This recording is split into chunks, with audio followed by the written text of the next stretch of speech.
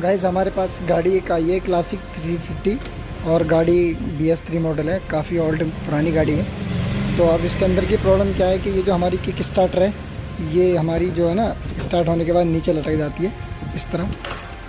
अब ये नीचे लटकी रह गई है, अब ये उठ भी नहीं रही है अपने आप।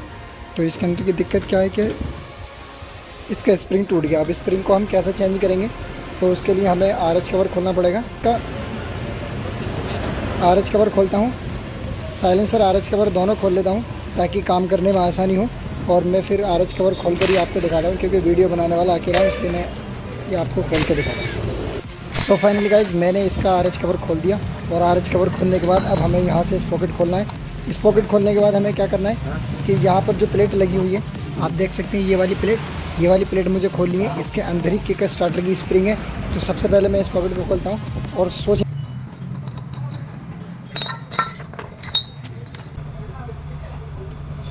और आप देख सकते हैं ये रही हमारी टूटी हुई स्प्रिंग का दूसरा पार्ट। मैं यहाँ से निकाल के दिखाता हूँ आपको, वो अभी नहीं निकल रहा है।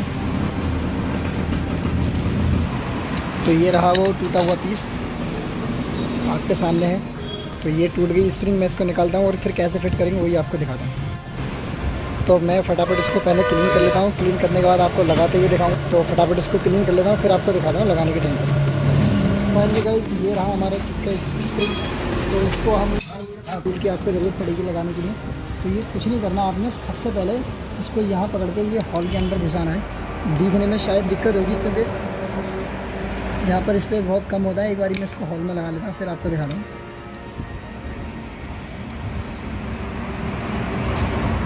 बंद करने के बाद है ना, फिर ये यहाँ से ये पकड़ना है लॉक।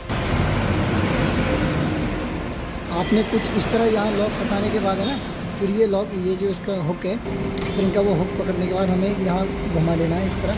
और घुमाने के बाद हमें स्प्रिंग अंदर की साइड को कर देना है, ये सारा स्प्रिंग ऐसे करके कुछ इस तरह हो जाएगा ये।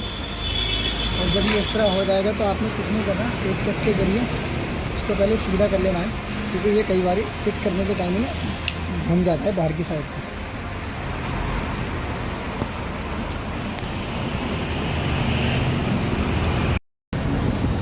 ये इस तरह को टाइट कर देंगे, बहुत इजी लग जाता है। लेकिन ये है कि बस थोड़ा सा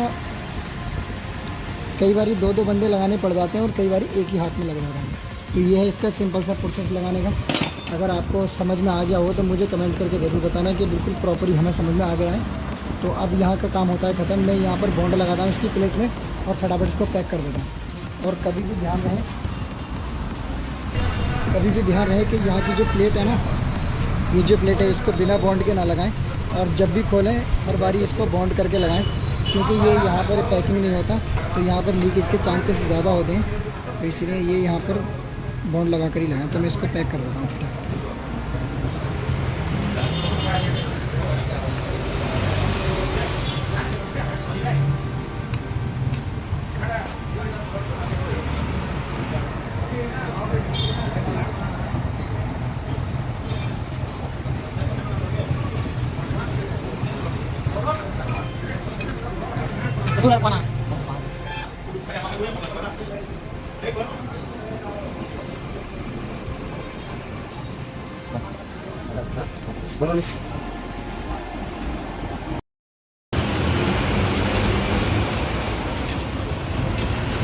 प्रॉपर काम कर रहा है हमारा। बाकी का यहाँ का पैकिंग साफ़ करते हैं और फटाफट कवर को पैक करते हैं।